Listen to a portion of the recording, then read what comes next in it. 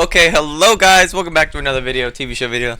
Actually, might be your first video. This is Severance Season 2, Episode 1. I didn't review Season 1 because I hadn't started reviews yet, but I just finished Silo Season 2. I have 1 and 2 on the channel if you're interested. And that finale is a long one. There's a lot, this Season 2 Silo finale. I don't know if you've watched that show, but we're here for Severance, which is a lot harder of a show to, I guess, break down because there's just so many hidden details.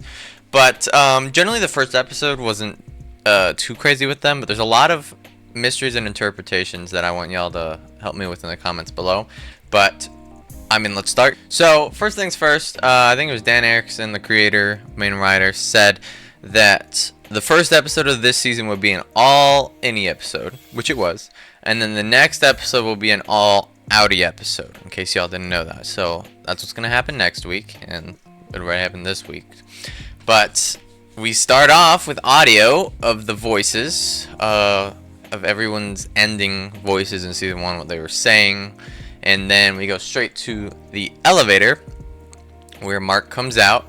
We get just a super fun directed sequence with Mark running around the halls, the camera going wild, and that took weeks easily. That easily took weeks to film, but that was pretty exciting. But here he is looking for his wife.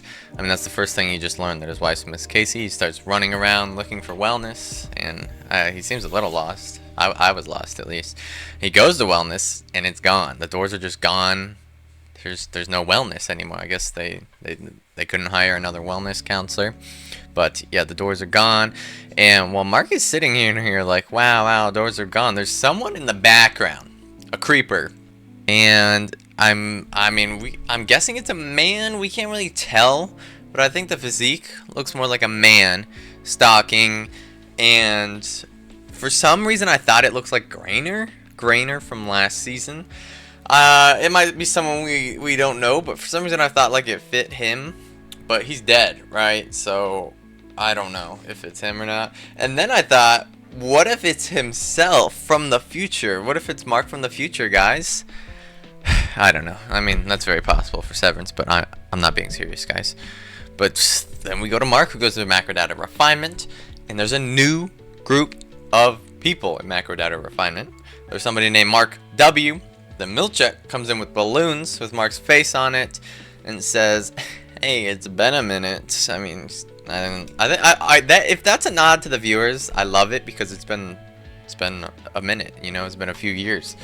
But I guess my question here, my first question, when in this week's sequence, was why did Mark go back to work? Why would he go to work after like everything that happened?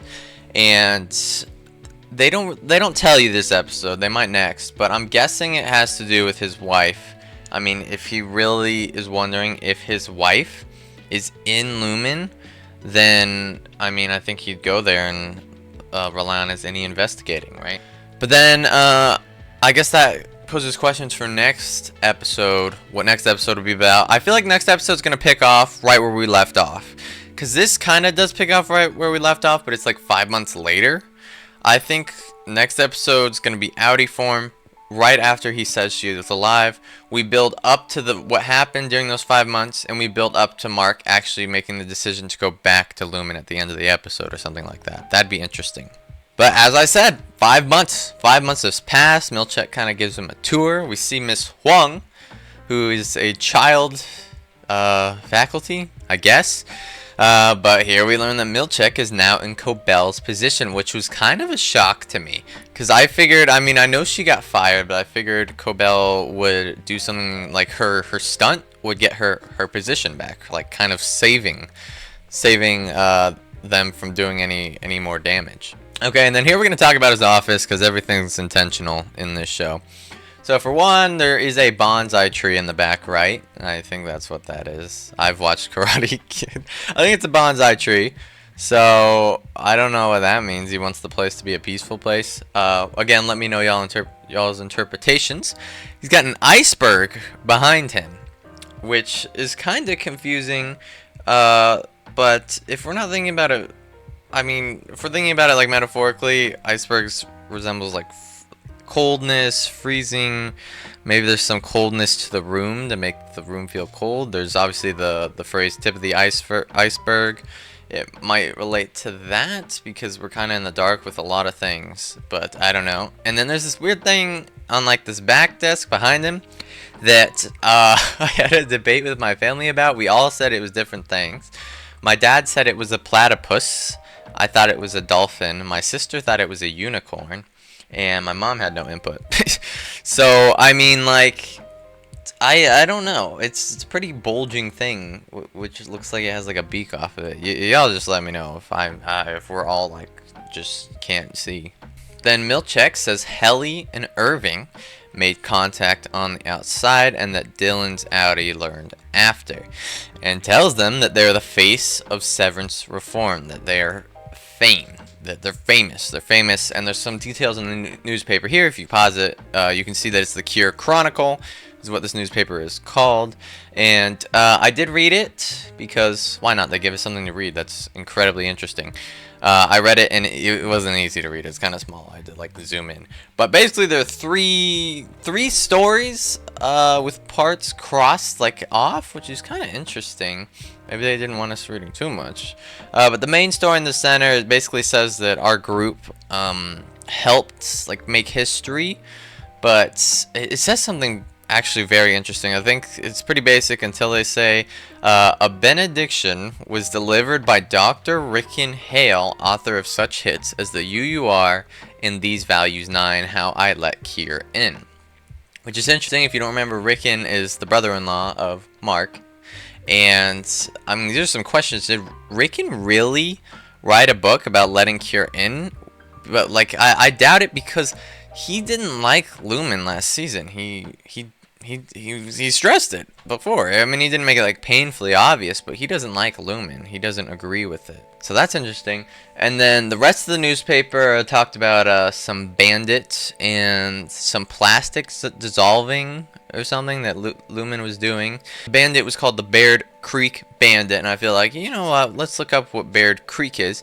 And actually, it's where Mark lives. I didn't remember that. The apartments they're not apartments, but like the town homes or whatever where Mark lives is called there.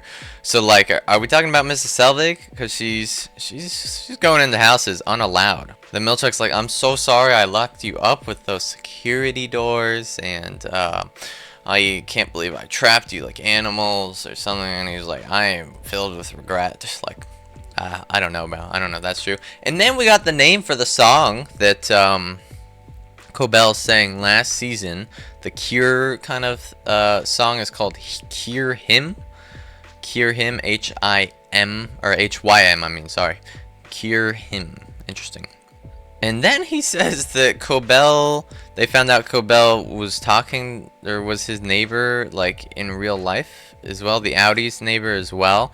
And I guess they didn't know that, but maybe Grainer did, because Grainer knew where Cobell lived, we know that for sure. Maybe he knew or didn't know Mark lived there as well. But says that they figured out she had an erotic fixation for Mark, which is, I don't know, that's interesting. Then he says the rest of the team didn't agree to come back. And he says Mark's Audi's the only one that begged to come back. I'm like, why would he beg to come back? That obviously doesn't seem like something Mark's Audi would do unless he's desperate for his wife, or he's, as I said, like, next episode builds up him going back to work and maybe he's playing the role to acting like he wants to be back at Lumon. And then the final thing I'll talk about in this room is it's kind of got like a blue and black aesthetic with his clothes as well. It's an interesting aesthetic and mood they're putting with this room. Then we go Mark in the hallway with his balloons, and bye balloons. He leaves them. That might be the saddest moment of the entire show. Then he goes to his group, and they call Mr. Milchick Mr. Milkshake already, which, I mean, that's pretty cool. And I love the detail here when that one lady, I don't know if we got her name or if they said it was Gwendolyn. We'll talk about that here in a second. But she asks if he ever went outside, and Mark says, I went outside for a second with my brother-in-law. And this is like the third reference already to like specific moments from last season. And I just love when shows do that, because so often a second season comes and they just don't reference the first one, but they referenced like little things like that. Have you ever gone outside? Like him actually referencing a small detail I bet we didn't think about, that he went outside onto the deck or for like a minute with his brother-in-law, and I just appreciate that. Then Huang comes in to the group, does the ball game that they did in season 1. She explains how she was a crossing guard before she worked here. Like, okay. Then she passes the ball to Mark W, and Mark W says that we knew Gwendolyn Y. And there's this weird look exchanged by this girl and him. Like, or is she saying, like, it was a look like she recognized Gwendolyn Y's name instead of it was her own name for some reason. I felt like that's the reaction I got, was like, oh, Gwendolyn Y, that girl. But it wasn't more like, oh, he's talking about me, because she seemed a little too shocked for that. It's a weird look, one-off thing. Then after they do this ball session thing, I noticed something interesting. You know, you have to do this with every Severance episode. I guess you guys don't have to. You can rely on YouTubers like me to do this. But whenever there's a frame, I like have to check out the entire frame. Anything that is possibly in the frame could be something. And what they do so much in this episode is the clock is like always in frame, especially here in the mirror in the back. Like, it's purposely in frame. Like, they want you to know what time it is, and it's a small detail, but I love it. Then Mark comes back the next day, and they talk about, did you have animated Egans in your perpetuity wing? And he's like, no. And she says, your branch must be an older branch then. So we know this is the first episode they've been talking about multiple branches.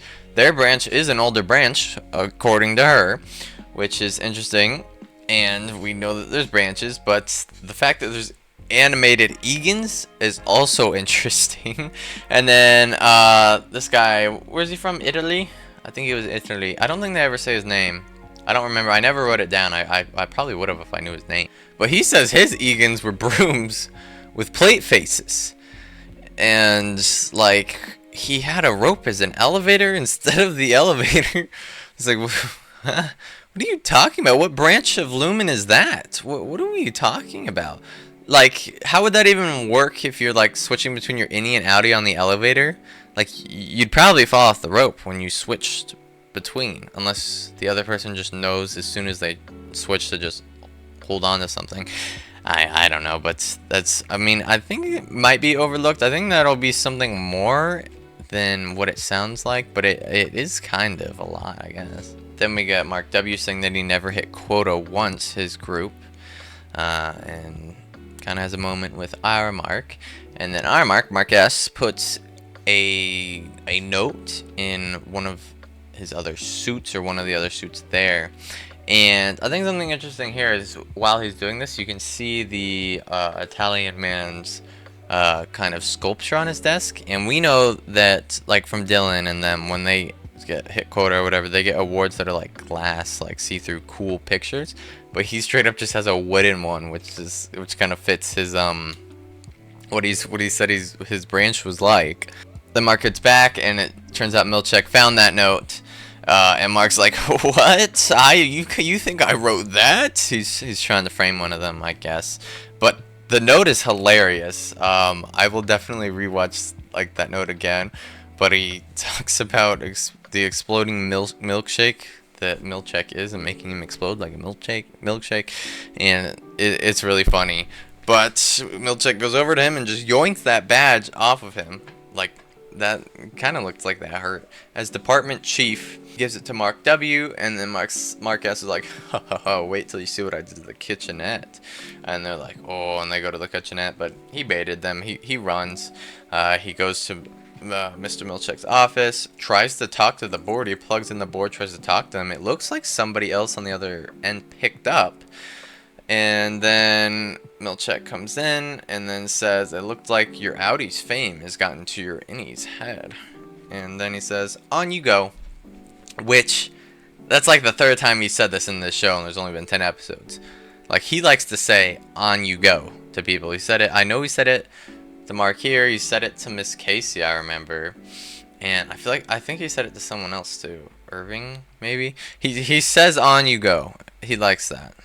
Then when Mark comes back after being on you go into the elevator, he comes back for the next day to a painting, which is very confusing. The paintings are always confusing. A painting of Kier with them four, and to the right there's like soldiers, and then to the left there's like the sun, and then like the middle right area there's like buildings. Like, I don't know, but Kier has a sword. I guess he has a sword. I don't know. But then right after Mark, Dylan comes back. He explains he was tackled because he was when he had the procedure going on protocol. Then Irving comes. Then Helly comes, and they go to macro data refinement, and the others are gone. The people that Mark have been with, and Irv needs a moment. They're like, okay, let's talk about what we saw. But Mark's like, what if they're waiting for us to talk about what we saw and they don't know? You know, that's a good theory, smart theory. But they notice in the back of the wall that the security camera is gone, which is interesting. And then they go to the break room. There is a new break room where they get to go in there together. And there's a lot of little posters and stuff on the wall. Like this one's, I'm a frolic-aholic, which is just weird. But we do know one of Kier's 9 values or whatever is frolic, so it could be that. I think it's probably a reference to that. And it's a person sitting with a drink on the left side of the table, and then is that like a goat on the right side of the table? Are we doing more stuff with the goats? But there's this purple, yellow, white aesthetic with the things on the wall.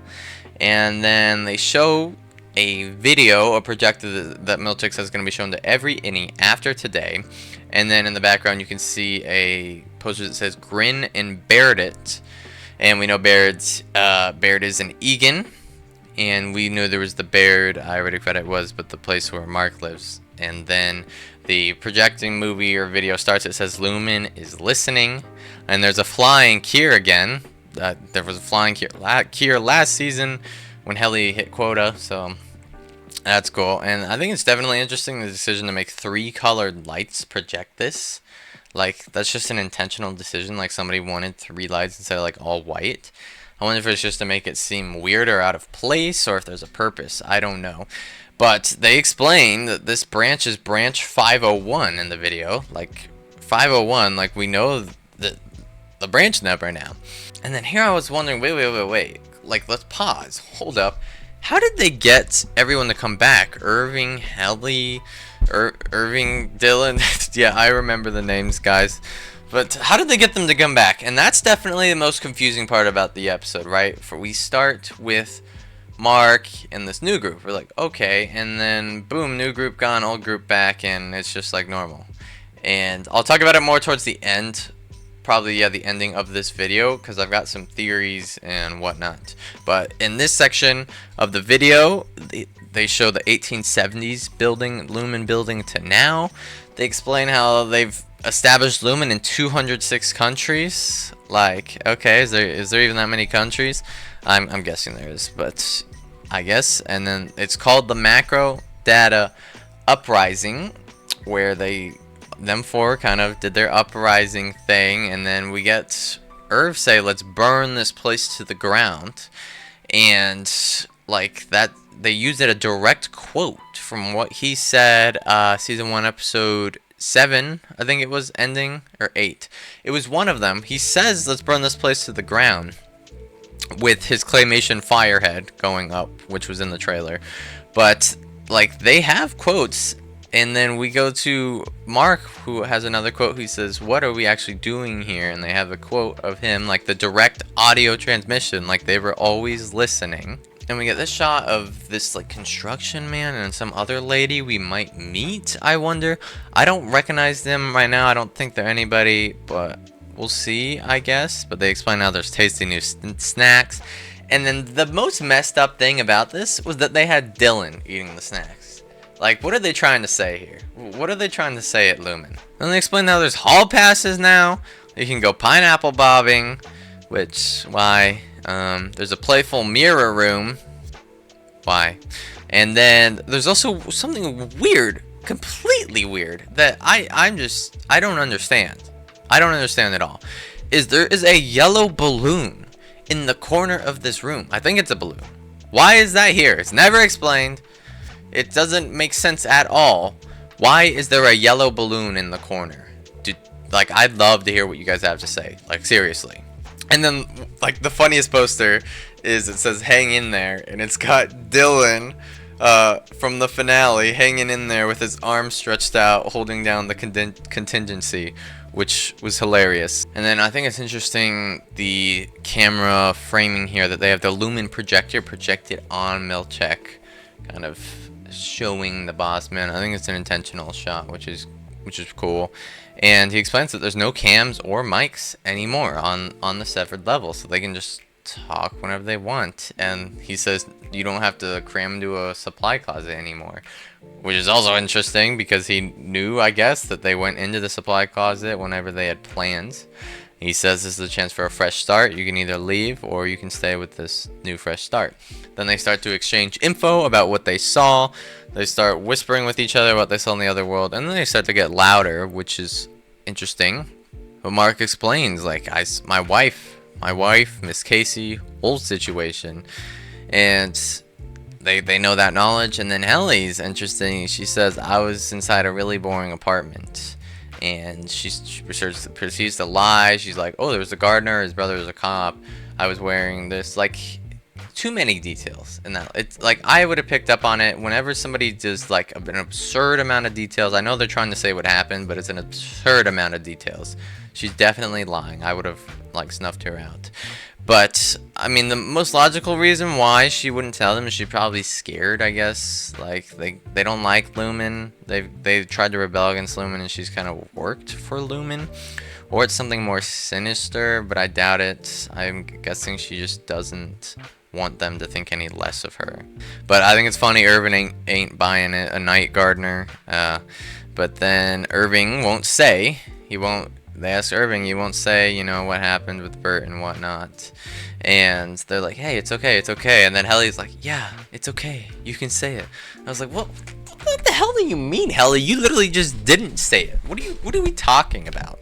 We go to Irving, who leaves the break room. They split into pairs, Helly and Mark, Irving and Dylan. And Mark explains to Helly, hey, I never felt that way towards Miss Casey. Like, I never felt that, which is good to know. And he explains, hey, I gotta get her out of here. And Helly says, technically, she's not your wife. You don't owe this to your outie. You can have your own relationship as an innie, is basically what she's saying. Now, I think it's that mindset that she says in this next scene where she says, we're not the same, our innies and outies. We don't owe them anything. Based on what she learned about her outie, she probably hates her outie. Then we go to Irv talking to Dylan, and Irv wants to leave. He wants to leave, and Dylan's like, stop calling it leaving, because it's not leaving. It's not. If he leaves, it's basically death for the innie, which is crazy. But Dylan explains that, hey, me and Bert would not want you to do that. And then Irv, like, he wants me to stay. He positions his glasses, and now Irv has got a new crush. And I think it's interesting, the title of this episode is titled Hello, Miss Cobell, and the next episode's called Goodbye, Mrs. Selvig, which are the two personalities, of course. But there's Hello, Miss Cobell on Milchick's computer, and he's calling someone, he's saying it should be Mr. Milchick. And I think it's funny, he says that if I get a call about my welcome screen, put that through immediately to Miss Huang. It's a funny one-off line. But then Dylan comes in and he explains to Dylan, hey, your wife's name's Gretchen, and then moves the freaking wall. Like the wall that's in the office, he just moves it away, and they go into this hallway, into this other room, and they play a new music or new composed score, which is really cool. And he says there's an Audi family visitation suite, and Dylan's like, hey, I would be able to see my family here? And his response is, if you take the name of the room at face value, I'd say yes. Like, why say it like that? Just say yes. And then he says, I hate your friends to turn against you if you told them about this, which again doesn't seem like a logical reason not to tell them. And here I was like, he really wants them to stay. What he, like all the incentives, the video, like almost fake newspaper, giving them this family suite. Like I feel like he wants them here. He does. And we go to Miss Huang, who's dropping these little bubbles or balls into slots. And it looks like she's playing a game, maybe, or is that her job? And then she got a secret toy that looks like maybe like the same bubbles or rings, and she's like pumping them up in the air, trying to get them on Kier's hands. And I think it's a fun game. Like, not gonna lie, that seems like a fun game. I'm not joking at all. Then Milchick powers down his computer, and he almost has this face like regret or some guilt or some compassion for Cobell there. When he powers down the words, "Hello, Miss Cobell," he almost has this look like, you know, it's someone he's worked for. Everyone agrees to stay at the end of this episode at Lumon. And before we get to the end final screen, which kind of has a lot, I'm going to talk about the fact that we didn't stick with those other people at the beginning of the episode. That Mark, what was the point of having Mark talk to those people and then our group and then get back on like the main track? Like, why wouldn't we just start the episode right when all of them got together? It's just, it's so weird, and it feels out of place. So especially when they put it something like this in the first episode, as like the story goes on, you start to forget. You're like, oh, now we're on track with our main four. I'm in for the ride, and it's kind of there, but it's in the back of your mind. And I think that's on purpose when they do stuff like that in the first episode. Silo season 2 first episode did that with Juliet's rope getting cut. Spoiler, I guess, but yeah. But I think, I mean, these people aren't gone. I think it's definitely going to be an important part of the story. These people are going to come back. Some correlation is going to be there. And then we go back to them. They just start working. I was like, we had a whole rebellion phase in the finale, and we're just going back to work. And then, obviously, like the big mystery here at the end is that we see a screen with Miss Casey on it with a lot of statistics. And I think it's definitely interesting that Mark has his progress at 68%, and the 68% bar is also under Miss Casey's name when it goes to Miss Casey's screen. Like, is the 68% correlating to Miss Casey? What he's doing, is that somehow like giving percentage to Miss Casey's life? And it says that she is in Cold Harbor. They're tracking her O2, her heart rate, her pick rate, her duration, which I'm guessing is the duration that she's been under her stasis or whatever. This picture that kind of looks like cells. And like, is this saying that what Mark is doing is somehow related to preserving Miss Casey? Like, even though she died, somehow preserving her life? I don't know. I mean, that's kind of what that would be interesting. But let me know what you think. If you watched the whole credits, there was a 2-minute sneak peek thing. Not sneak peek, but more of the creators and cast talking. And I'll give some notes about like the big talking points there. But the main creator says that as soon as you think one mystery is going to be solved, a bigger thing that is going to appear that you didn't even know existed this season. So that's just great. And then Mark says that his innie and outie are on a collision course with each other. We get some shots of them kind of glitching together. Dylan says, or the actor for Dylan says, that there'll be a bunch of new locations to film at. And then, I don't remember who said it, but I wrote it down. Somebody said that we're going to find out more about who is at Lumon, who else works at Lumon. They're going to explain that we're going to see more of their outies, everyone's outies. And then there is a line that they gave a sneak peek to where Miss Cobell or Miss Selvig tells Mark, asks Mark, was a pineapple involved? So that's what we're gonna end the video on, I guess. But I'll be back for Severance next week. Sadly, Silo's done, but you can check that out. Finale came out just yesterday. I don't know, maybe it'll be 2 days according to this if this comes out late at night. But thank you guys so much for watching. Have a good rest of your day. Goodbye.